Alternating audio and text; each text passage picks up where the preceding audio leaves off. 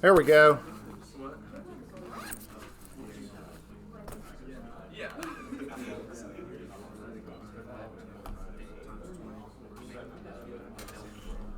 So number 2 was fun on that homework, wasn't it? All right, that's good. I have a couple things to say about that problem. That one was a fun one. How did number 1 go? Good. Number 1, I imagine number 1 felt a lot more straightforward than number 2. So. It was easy because the one we did in class had 2. Yeah.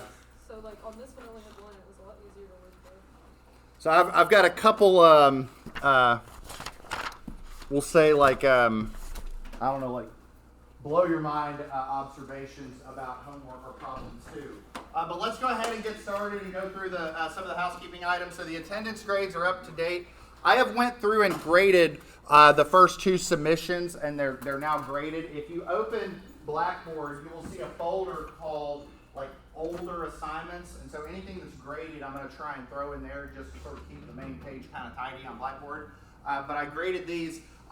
In all, the class did very well on both of them. The one thing that I would mention is that anybody that had any deductions on either assignments, it probably was most directly related to the sketches not being like complete. So if you shortcut the sketches a little bit, it will probably result in some sign errors or some calculation mistakes. That this is, I mean, my point is this is a very visual class. The analyses that we do are very, they're very, image based. And so if you take the time to draw it out, usually you'll work through any mistakes that you might make throughout the calculation. I'll say this, I do think that this homework will be easier, the one that I'm giving today. And I think you'll see what I mean. But I imagine that problem 2 was the one that gave you some hiccups. So I'm going to say a couple of things about problem 2 just to sort of get you thinking about it. But before, well, first off, did everybody, oh, sorry. I got it, you're good. Did everybody get the code? Okay, so I'll say a couple things about problem 2. Let me open up the notebook for this class. Let's add a page. Here, I'll title it later. Okay, so a couple things about problem 2. Okay, so I'm pulling up the actual problem here on the phone. Okay, so here's the problem.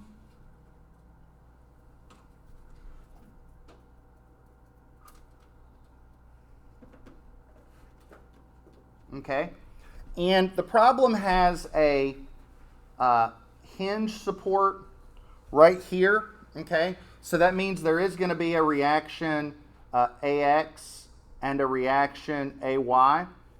And I think I'm assuming that those are in their correct directions. Again, if you assume incorrectly, it just means you have a negative answer. This is 20 kips, and this is 10 feet, 10 feet. Okay. Now I won't do the entirety of the problem, but I think I'll work through enough of the problem to just sort of make you think about what's going on. This is 20 kips. This is 30 kips. And then this is our inclined roller. Okay. So the first thing that I'll mention is that the slope ratio for the roller is a 3-4 slope ratio. So that means that this is 5. So when we represent our roller, we flip those indices. So what we're left with is sort of a vertical reaction that is 4/5 of RB, and then a horizontal reaction that's 3/5 RB. Did everybody get that? No. Because keep in mind, the actual reaction, so here's what's going on. The actual reaction is like this. This is RB, and then we will represent RB with a horizontal component and then a vertical component. So that horizontal component is 3/5 RB. This is 4/5 RB. Because what we're doing is we're saying, you know, this way it's a 3, 4, 5. So if we flip it, it's 4, 3, 5. Does that part make sense to everybody? Yeah. Okay. So, for example, if we sum moments at A,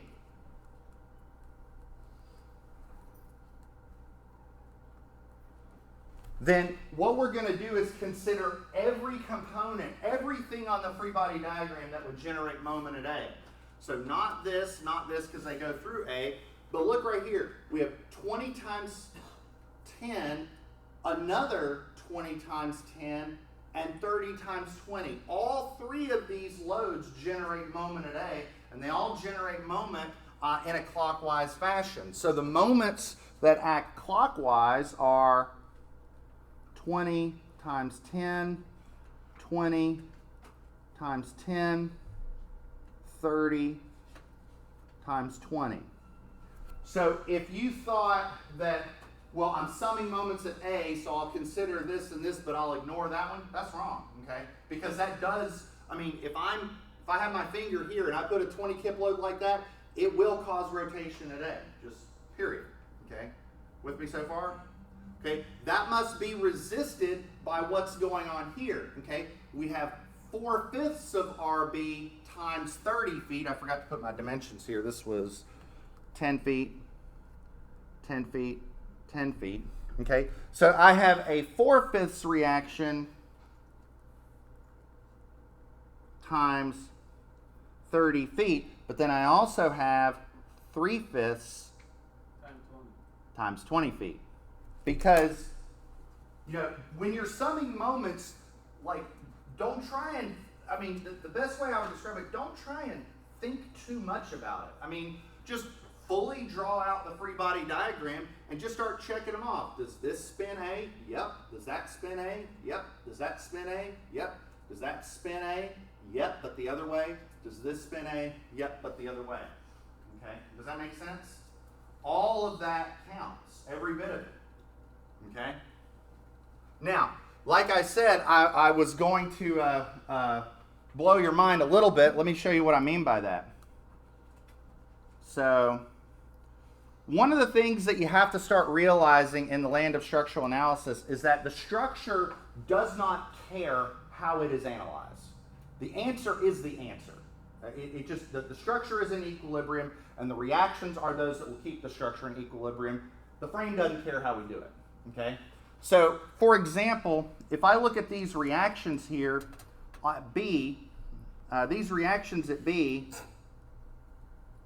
remember, the horizontal and vertical component are just components of the reaction, and the real reaction is acting in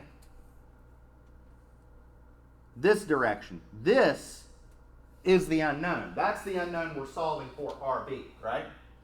So what I did is like in this calculation, I split up RB into X and Y components and I sum moments at A. That is not the only way of doing this problem. I'll give you another way of doing this problem.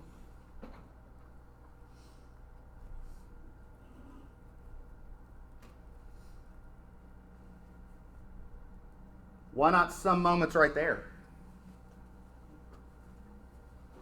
What would happen if I sum moments right here? If I figured out where this point is, I would not have to consider RB, I would not have to consider AX, and I would just be solving for AY directly. That would work, okay? And because this is a 3, 4, 5 triangle, I can tell you that this should be, if my math is correct, that distance should be 15 feet. You ought to try it. Try summing moments down here 15 feet to the right of that roller. You'll get what AY is. You'll get the same answer. You want another place to sum moments? Here's another place to sum moments. Take this vertical reaction and this roller, follow them up and sum moments way up there. That'll work too. You'll isolate AX because AY and the angled reaction in RB will pass through it. Does that make sense? Again, structure doesn't care how you analyze it. The answer is the answer. Okay. Did I just...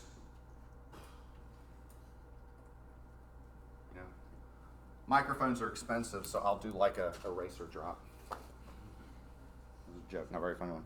All right. Anybody have any questions about this? Does this make sense? Okay. I want you to sort of think, like, just start thinking about stuff like this, different ways of analyzing the structure. And if you think that what I'm throwing out here is sort of a out there, wild approach to structural analysis, what I am showing you right here is very akin and analogous to the method of sections for analyzing trusses. This is what you do when you cut a section through a truss and analyze the truss. You cut a section and then you figure out where to some moments to eliminate as many unknowns. And I mean, with a truss, you're going to have forces going up and down, left and right at all sorts of angles. So trying to identify where this point is or where that point is up there is a very natural skill that you need to develop when analyzing trusses. So we are going to be doing that a little bit later. So just, I guess, keep that thought in the back of your head because we're going to revisit it in a couple weeks. Sound good? All right, any more questions? Any questions on this last homework? Because I know this last homework was probably amped it up just a little bit in terms of the challenge. So. Everybody good? And by the way, if you ever need to get a hold of me, and you can always message me on Teams or send me a note. I had a few people stop by my office yesterday, so I'm around. So I love this stuff. So. I have a question. Yes. For the value of the AX when I come to the account for the. What are you saying? For the value of the AX when I come to the value FX when I come to the, I will count for the 20K. Yes. And Yes. I will count for the 3/5 RB. Yes. That's exactly right. So if you sum forces in the x direction, you're going to just add up everything going to the left and everything going to the right. So you're going to have two forces going to the left. You're going to have AX and you're going to have 3/5 of RB going to the left. And that must be balanced by 20 pips going to the right. So you sum it all, every bit of it, right? With the sum of forces in the y direction, what do we have going up and down? We've got AY, that, and this. So you count for all of it. Yes, that's a great question. Yes, count for it all. This is good stuff. I like this. Any questions? Yes. In terms of answers and all, if we're in like a certain ballpark, will it be full marks? Because I'm seeing like 2 and 3, maybe 4, and like 10 in difference, right? What's the ballpark we're talking about for full marks? So all right. So here's the thing about this class, and I'm not trying to be facetious when I say this. It's either right or it's not. Okay. What I'm getting at is if it's wrong, it's usually not rounding. Like if you did this problem 100% correctly, but your answer was different than mine because of rounding, it would not be different by that much. Okay. It's either right or it's wrong. And if it's wrong because there is a mistake. Okay? And that mistake is either buttons got hit incorrectly in the calculator, which is not a big deal. Like if you had this moment expression set up correctly and you just made a mistake here on calculation, like instead of 20 times 10, you did 20 plus 10 by mistake. That happens, right? That's okay. But if you were forgetting components or things like that, I'm more talking about celebrations of learning than I'm talking about homeworks, because any one homework is not that big of a deal. But if you have conceptual mistakes, that's going to be worth more of a deduction. It is what it is. And my mantra is the deduction is proportional to the gravity of the mistake. So, but this isn't, it's not like CE 241 where you can measure a distance and there's some error. It doesn't really work like that in here. It's either right or it's not. So, but it'll be okay, I promise. Oh, I ain't sweating. I mean, I already submitted it, so it is what it is. Well, by you asking that question, I think I saw everybody else's face, and there's a lot of other people that are sweating it. So. That's tough. Don't worry. Today's topic is a little easier. Let's go ahead and get into it. Unless anybody has any other burning questions, I want to give time for concentrated moments. Is that homework problem going to be graded for absolute correctness? Yeah. That's silly. That's silly? Is that what you said? That's what I said. So when the bridge falls down because the reactions were computed incorrectly, it was silly. That's not what I said you're being real silly. But that's what I said.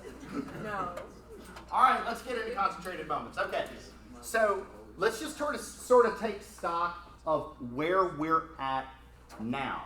Okay, so to date so far, we have assessed concentrated loads, we have assessed distributed loads. Distributed loads that are both uniformly distributed and ones that are linearly distributed. Okay, what about inclined loads? We've handled those too. We've assessed pen boundary conditions, we've assessed roller supports. Okay, what I want to talk about today are concentrated moments. Okay, so where would a concentrated moment occur in real life? There are two primary places. One is a cantilevered support, because a cantilevered support or a fixed support will contain three reactions, and one of those is a concentrated moment. It's what happens when you have a member embedded into the support. Okay. Another is through torsion. So, like for example, if I have some sort of floor beam that's supporting, let's say, like a mezzanine or a platform or whatnot, and I'm loading that floor beam, what'll happen is this beam connecting into that column, it'll want to twist that column, right? So that column will experience this sudden moment right here where this spandrel beam frames into it. And so what I want to be able to do is assess how to analyze the structure when there is a concentrated moment. Not a concentrated force, but a concentrated torque right at one spot, okay? And we are going to need to be able to deal with concentrated moments later, because they're going to prove as, they're going to be a necessary tool for doing some later analyses, specifically on how to compute deflections, like deformations in structures. We use concentrated moments to assess how much a structure rotates. We'll get to that a little bit later. Okay. What I want to do is go through a pretty basic concentrated moments problem. All right, so I have here, let me pull this up on the notebook. I have here, put that up there, a overhanging beam that has a series of loads present on it, but it also has a concentrated moment, okay? So I have a 3 kip per foot distributed load. Let's go ahead and just sort of handle that right now the way that we have been. So I have a distributed load, and I take that distributed load and I idealize it into a single concentrated load. If I have 3 kips per foot over a distance of 10 feet, how much load is that? 30 kips. And from that left support, where would I locate that? Okay.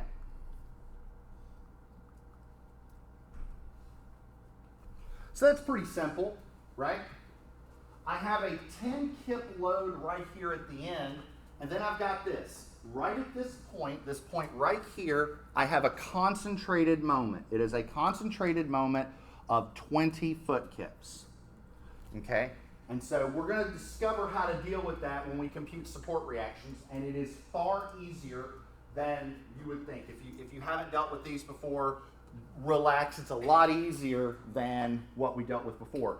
It's usually one of those things that you can probably make more complicated, though, than it really is. Okay. Now, the other thing that we're going to do is we're going to look at our support reactions. I've got a vertical reaction here and a vertical reaction here. Just for simplicity's sake, I'm going to assume that they're both acting upwards. So we'll call this AY and BY.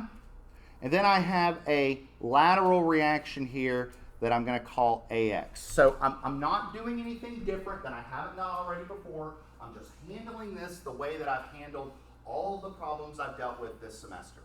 Okay? So far, so good? All right.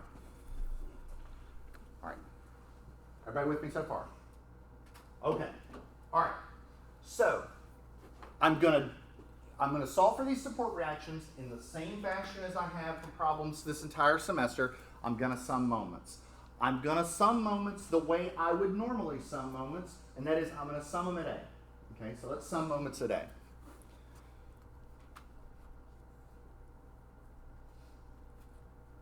Now, one thing that I think is really easy to do, that I imagine that there's at least a few people doing in these calculations right now, is as follows. So if I sum moments here, do I consider AX and AY?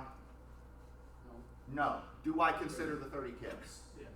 Okay, so 30 kips, which side of the table, left or right? Left. Add a moment arm up. Okay, now I want everybody to watch up here very carefully on what I'm writing. I'm going to do this. Is that a fair representation? Okay. I imagine a lot of people are in this room right now doing the same thing, writing this. With me so far? Now, I want you all to look me in the eye and tell me how many of you did not write the little K and the little tick mark for the 5 foot and just wrote 30 and 5? How many of you just didn't write the K and the 5 and just said, I'm just not doing that? I'm going to remember this. I'm going to remember this. I didn't lie. We're just being honest. Well, I'm glad that you are, because I'm making a point, and you're going to see what that point is here in a second. Okay, all right. 30 kips times 5 feet. Everybody with me on that? Okay. Do I consider the BY? Yes. This side, right? Yes. Moment arm of? 25. 25. So, okay.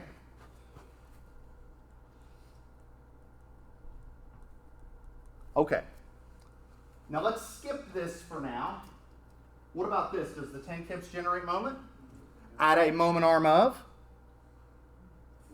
45 feet on this side, right? What's the dumbbells? Well, I'm summing moments at A if I consider this, rotating it like that, like this. And again, I've got people that probably skip that little K and that little tick mark, right? I imagine. That's okay. But I'm going to remember this. I'm going to explain why. Okay, so when I multiply this, what are the units? Kip foot. Or foot kip, either way, right? What are the units for here? Kip foot, right? Okay, now let's deal with this, okay? This is 20 foot kips. Let me ask you a question. Which side does that belong, the 20 foot kips, left or right? Left. Okay, and what do I multiply by? Nothing. Absolutely nothing, right? I am summing moments. That's what this is, right? This is a moment. So what do? Put a 20 right there. But look what Dr. Mike's going to do. He's not skipping the units. Because look, foot kips, right? By writing the units, what I'm doing is I'm telling myself I don't need to multiply it by a distance because the distance is already baked into it, right?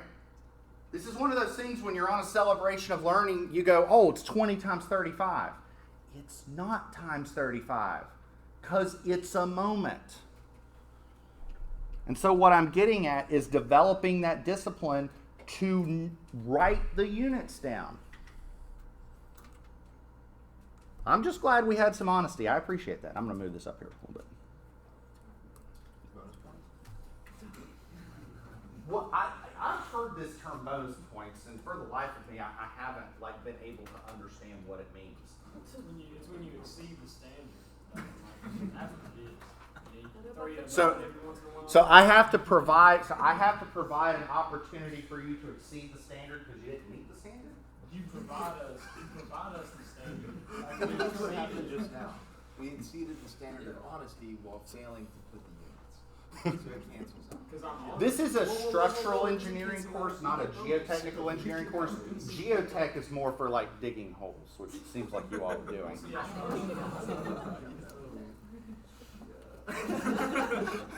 All right. 30 times 5, 150. 10 times 45, 450. And then 20 adds this up to 620 foot kips equals BY times 25 feet. So therefore, BY is what? Almost 5. it is almost 25. It's 24.8. Now, watch this. This is something that I noticed was left out on a lot of solutions on homework 24.1 is the magnitude and the direction. Include the arrow, saying that the reaction is acting upward. Yes? Can we just put the arrow, or do we have to put the positive or negative sign? Well, I actually don't, like, for your final answer, I don't want a positive or negative. I just want the number and the direction. Like what a lot of people did, like on the last homework, they would say the reaction's 24.8 kips. 24.8 kips. What? Up, down, left, right. I want to know the magnitude and the direction. So, Because I don't know if we'll put the positive something. that's fine. That's fine. As long as I know that what you mean. That this is the magnitude and that's the direction. So, everybody with me so far? Okay, now, let's sum forces in the y direction.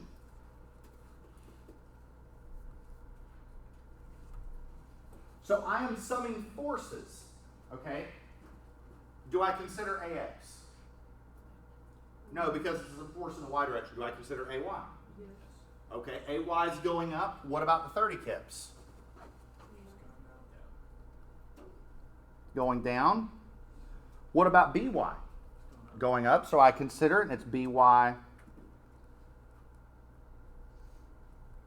24.8 kips. And notice, I'm being diligent. I'm putting these little K's here to represent kips. Okay? Do I put the 10 kips? Yes. All right. That goes down. So every single term in this equation that I'm writing is in kips. 30 kips, 10 kips, 24.8 kips. AY, which I don't know, will be in kips.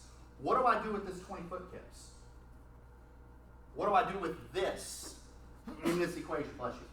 I say put it Nothing? Nothing. Absolutely nothing.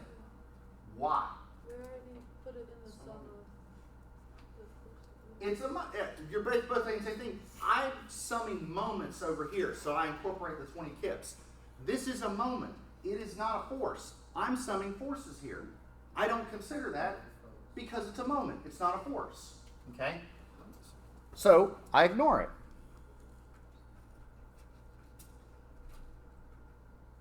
So I have AY.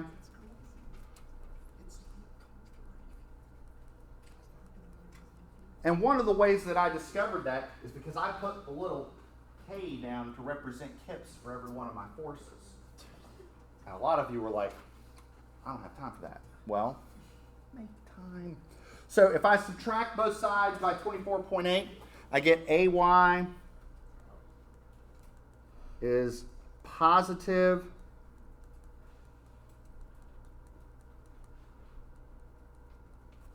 going up. Did I do that right? Did I get the right calculation there? I didn't even look. Yep, I got that right. Okay. So, if that is the case, what is AX? It is 0, right? If I sum forces in the x direction, I get that AX equals 0. Again, this is not a force. This is a moment. I'm not summing moments. When I'm summing moments, I consider it.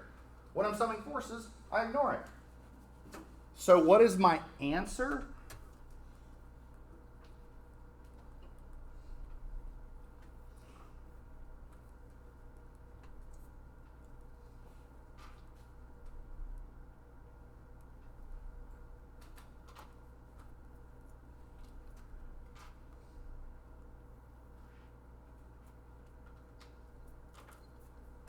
That's my answer.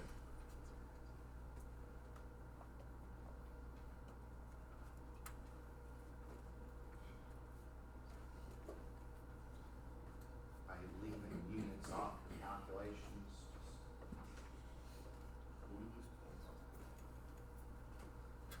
Well, listen. We're talking about bridges falling down, and you're like, "We'll lose points." That's a lot of points, you know? Sometimes I just don't even it's not a conscious effort. I'm just like trying to get through it really fast. So I'm really on exam, I'm trying to lose 20 points. I forgot all the units on the problem. We're about to get to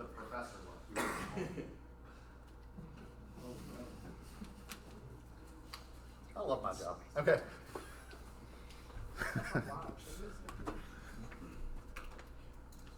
Let me say this class is pretty gentle when it comes to unit conversions because a lot of the analyses that we do are inconsistent unit systems. But what I'm saying is that you can use the units to help guide what you're supposed to do in the calculation. So if you're doing something that's improper, the units might help guide you.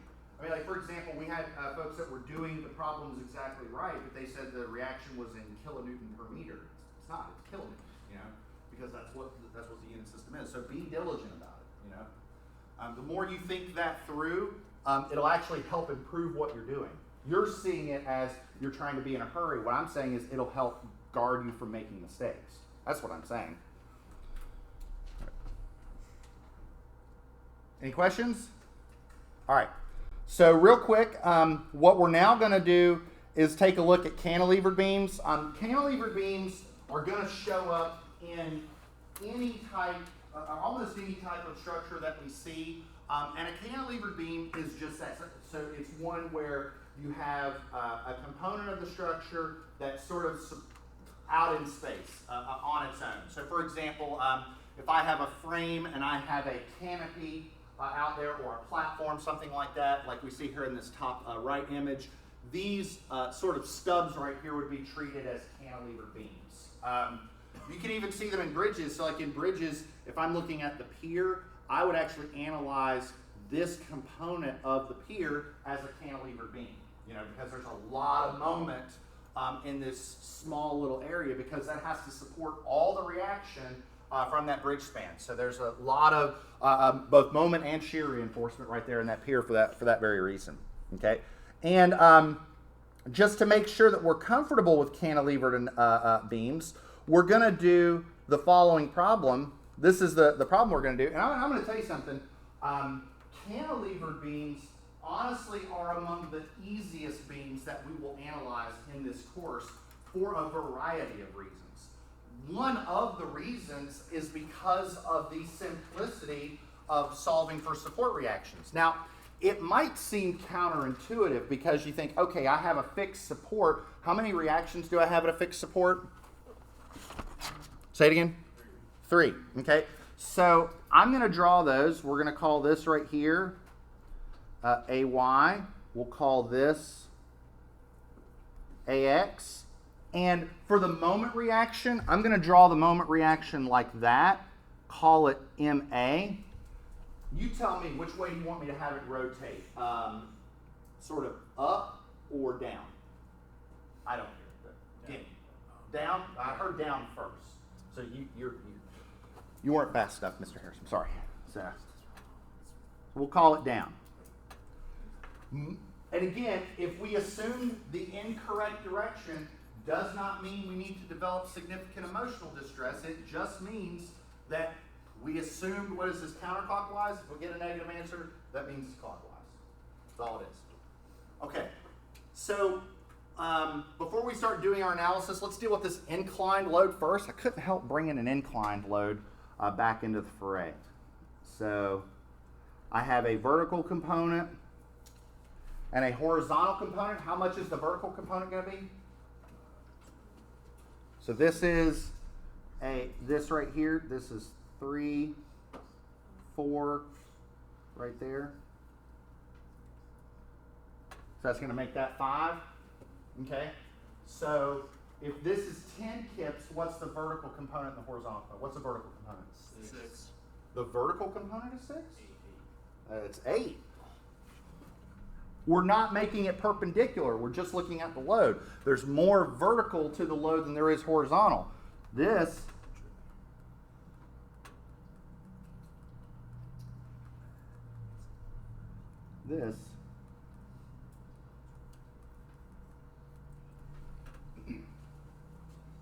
see, what we've shown the slope ratio for here is the line of action of the force. Okay, with rollers, the slope ratio was the slope of the ground, so the reaction was perpendicular to that. So with rollers, we flipped the slope ratio. We're not doing that here for this load. Does that make sense? Okay, now, just because we have 3 reactions does not make the problem harder. I argue it makes it easier, okay? Here's why, okay? If you look at the last problem that we did,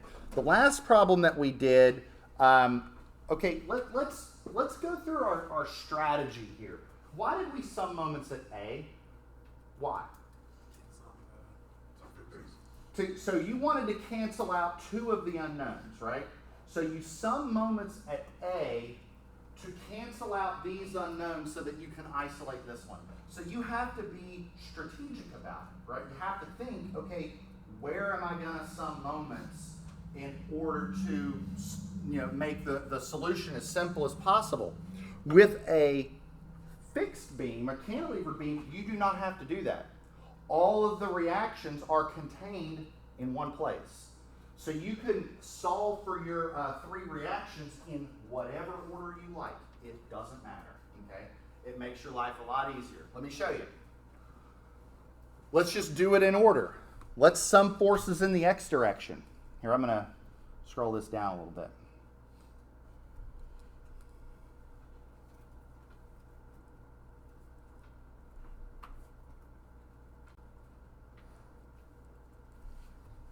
Bridge is going to fall down and kill people. Yeah, but how many points is that off the exam?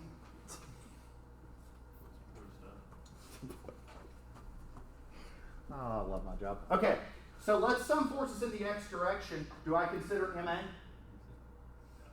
Do I consider AY? What about AX?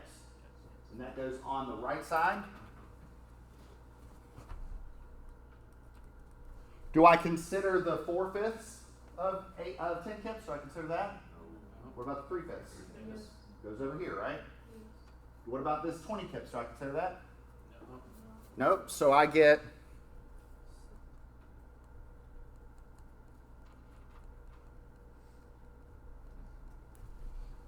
done. Some forces in the y direction. See, we really don't have to be strategic about what order we do this stuff in.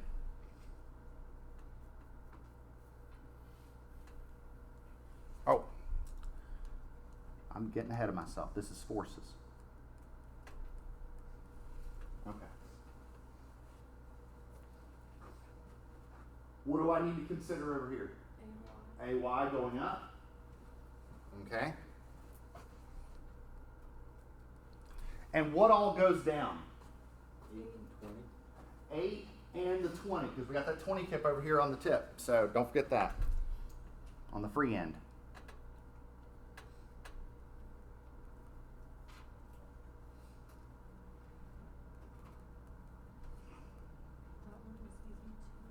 Yes, it was. I told you cantilever beam is pretty easy. Now, we do need to sum moments. I guess you could say there is a little bit of strategy in where we should sum moments. Where would you like to sum moments? A. Let's sum moments at A. That is going to, quote unquote, eliminate two unknowns. But again, I think it's a pretty natural place about which to sum moments.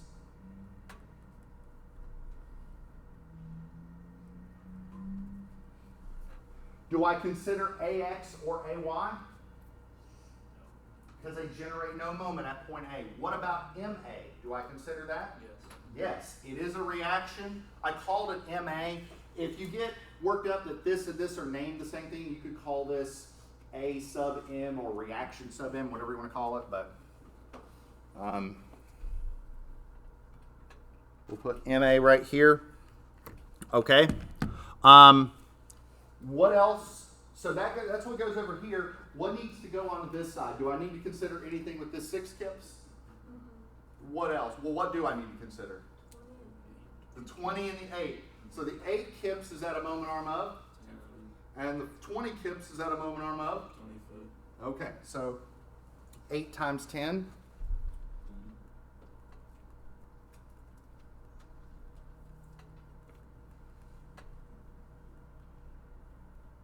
So 8 times 10 is 80, 20 times 400.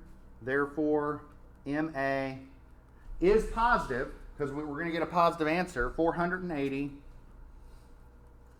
foot kips. And then for a direction, what we're going to do is that. So it is a moment in the direction that we assume. So if we want to put, maybe I'll put my summary up here so that I can put it all on one screen.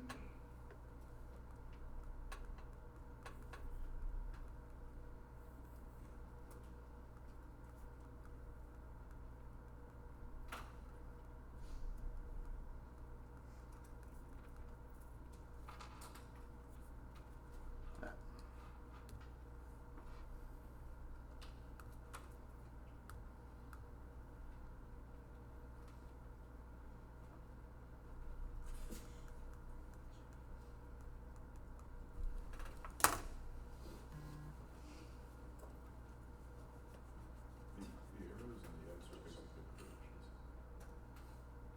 What they are, what? Sorry, never mind. I read it wrong. Did I have a mistake?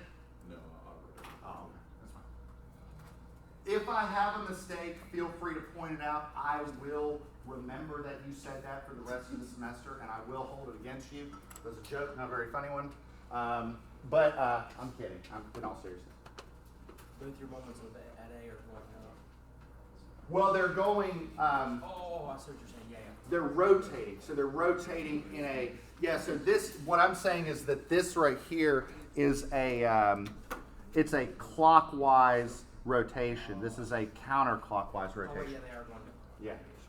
So if I'm at A, this rotates, and then the moment at A rotates in the opposite direction.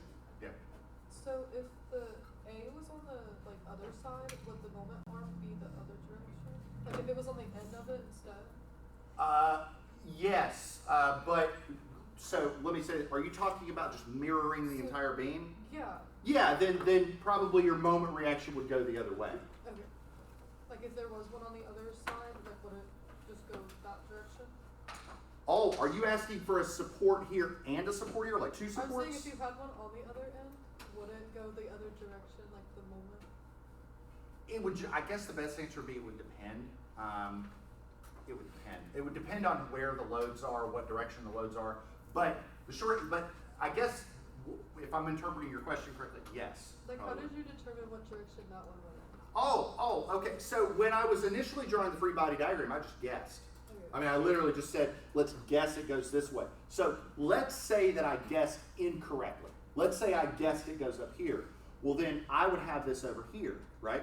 And what I would get is 480 plus m equals 0, so m equals minus 480. So if it's minus 480, it just means my assumption was incorrect. That's what I'm saying. You don't have to get too worked up over assumptions. In fact, so what a software program does, a software program makes global assumptions. So when it analyzes a structure, it's just thinking in terms of numbers. So no matter what structure you model, it assumes like every vertical reaction is upward, every horizontal reaction is to the right. And so when it calculates reactions, it just says positives and negatives, and you as the analyst go, that's a negative reaction, that means it's going to the left, or that's a negative reaction, that means it's going downward. So there is a global assumption that it's making, and it just makes it across the board. But it is doing the same thing we're doing here. It just does it globally. We're going to be talking about software analysis, Halloweenish, something about like that. And the structural analysis package that we use in here is both PC and Mac friendly, so you're welcome. For those of you that use Macs, I forced myself to learn how to use a Mac last semester so I could teach CAD. So I didn't like Macs before, and I don't like them now. But at least now I can say I'm making an informed judgment. So. All right.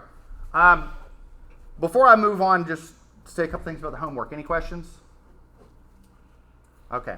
So, homework. What's this one do? We do Friday.